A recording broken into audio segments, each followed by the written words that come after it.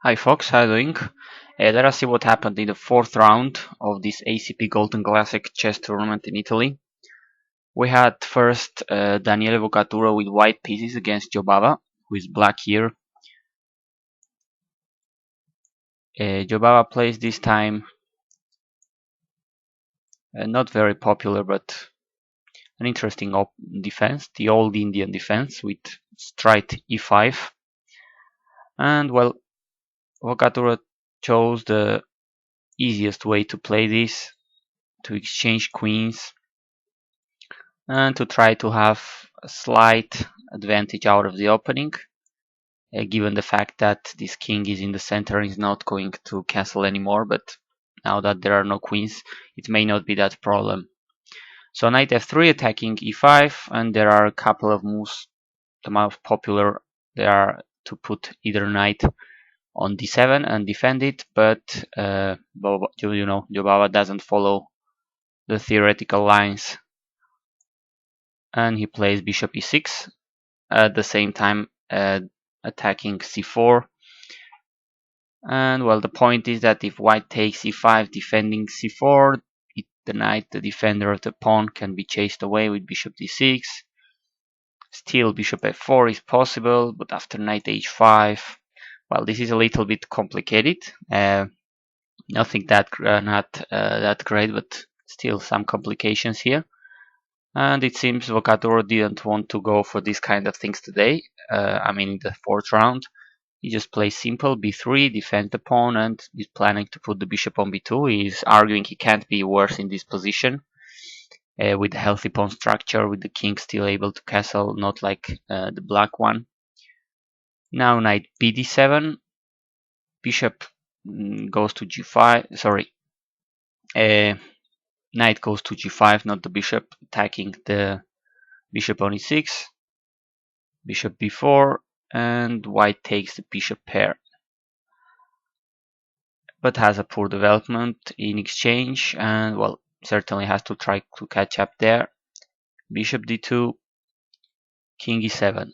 Although white has the better pawn structure and the bishop pair, black is already activated all his pieces, rooks are connected, and white still has to complete development. He plays g4, knight c5, and this pawn keeps rolling. Knight ft7, and now the bishop goes to g2. a5, with the idea to try to activate this rook from starting position through a4 maybe.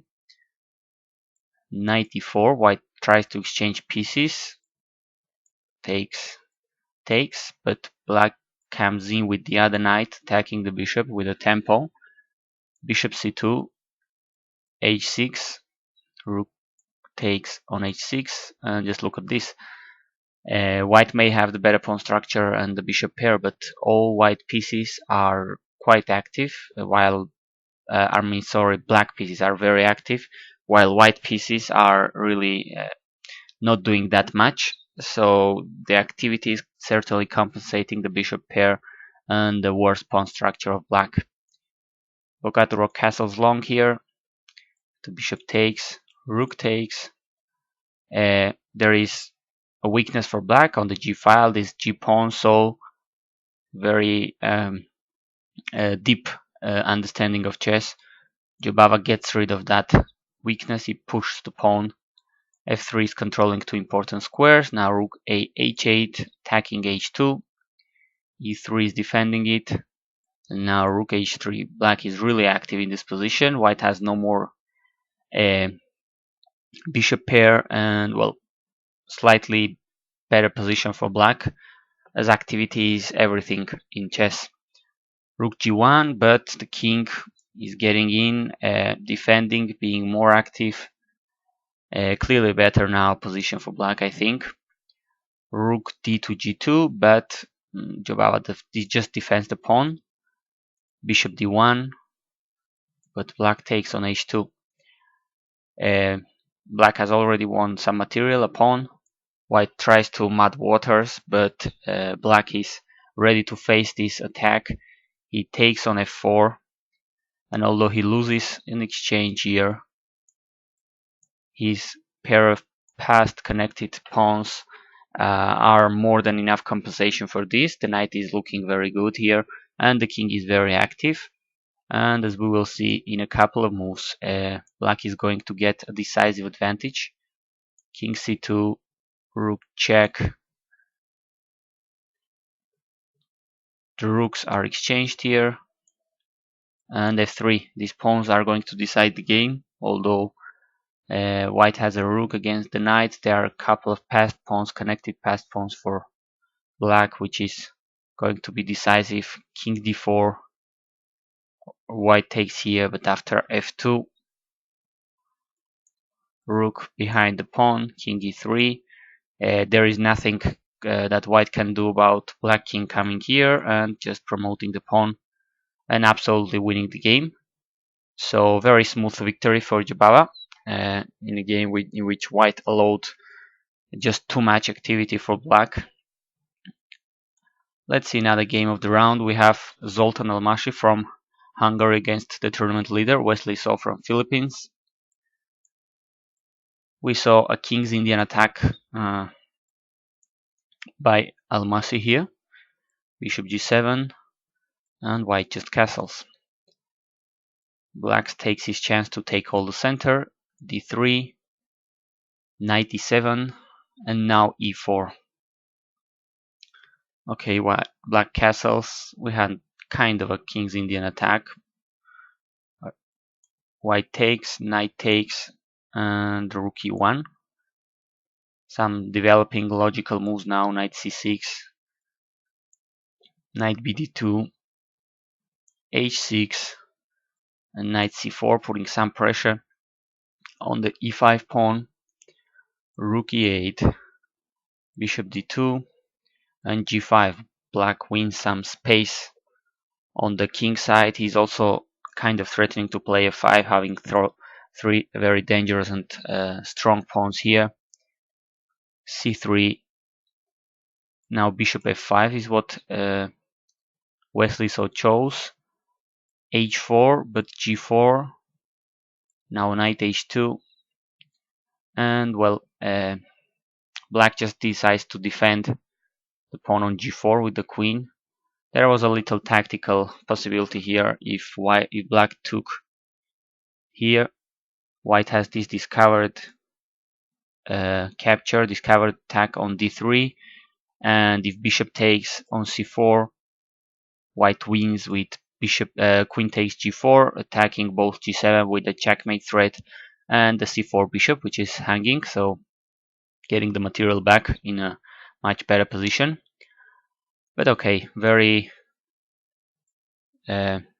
precisely, Vassily just keeps developing pieces, doesn't want the pawn. He defends g4. Some exchanges here. Queen takes, knight e3, queen takes d3, and after knight takes d5, the queen takes back on d5. g4 is now going to be taken, and the material equality is back.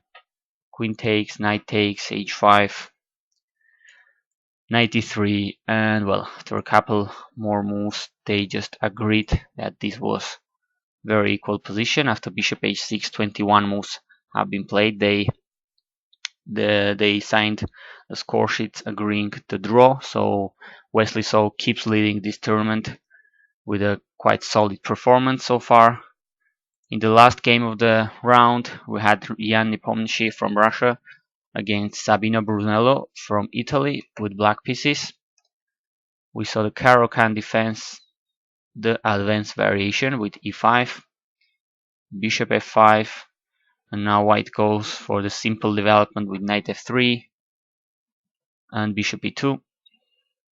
Now knight e7, white castles, and bishop g6 to put the knight on f5. This is a favorite of the Russian Caro-Kann specialist Dreyev. Knight bd2, knight f5, and knight b3. This is quite a positional line, I think, whenever white doesn't play c4 or something. Knight d7, bishop d2, bishop e7, developing pieces, and this is where things could go a little crazy. Usually white plays here g4, and after this piece exchanges. He usually plays f4 with some dangerous pawns here on the king side. Although this is very theoretical, and white, if he's prepared enough, this should be much problems for black. But we've seen Drev losing lots of games in this position recently. So this is a possibility, but Nepomniatchi goes with almost a novelty, a4.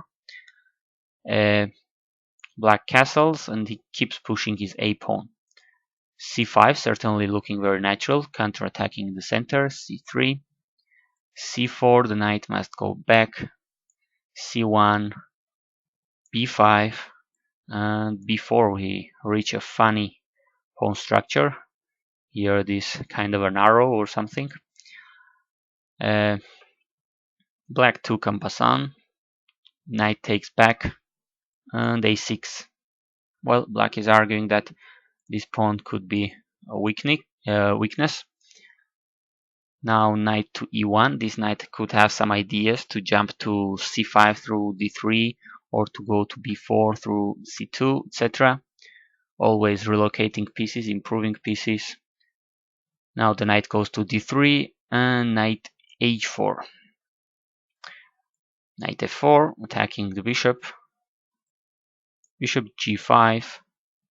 Knight takes g6, and here Brunello takes with the f pawn, which leaves e6 as a weakness. The engine says taking with the h pawn is much safer, and white has almost nothing here. Very dry position. But f takes g6 happened, and now f4, winning space. Bishop to d3. Rook f7. g3, the knight goes to f5. g4, knight back. And all of a sudden white took lots of space in the king side with these pawns, which certainly are an achievement, an improvement over the position white had kind of 5-6 moves ago. Bishop e1, knight to f8, and rook a2, with the possibility of putting the rook whenever he wants on the second rank, developing the rook definitely. Queen e8, rook to c2. White senses that this is the source of play for black, so he overprotects c3. Now bishop d8, and after bishop takes, may seem like a very equal position, but there is a slight detail which puts it in white's advantage. In fact, black is having serious problems after g5, and the funny point is that this bishop has no way back, and it is very difficult to protect it, so it's going to be attacked and most likely captured for free or for a pawn. h5 is what Brunello played. Really kind of a strange decision. It seems much more logical and strong to play h6 to threaten to capture on g5, both with the bishop and the pawn, and liberating this bishop. But after h5, well, white just plays the simple and funny move, king g2, and the king is going after this bishop. It has nowhere to go. Black tried queen d8, but after queen c1, white denies any counter chance in the c file, or everything under control, and wins the game. Basically, black resigned here because king h3 is going to be played. White wins a piece for a pawn. The queen is controlling g5 after, say, just put a move here for black. King here, if bishop takes, pawn takes, everything is under control. So this is a piece for white, and Nepomniatchi won a game in this game in the 4th round. Well, hope you liked games from this ACP tournament in Italy, and thanks for watching.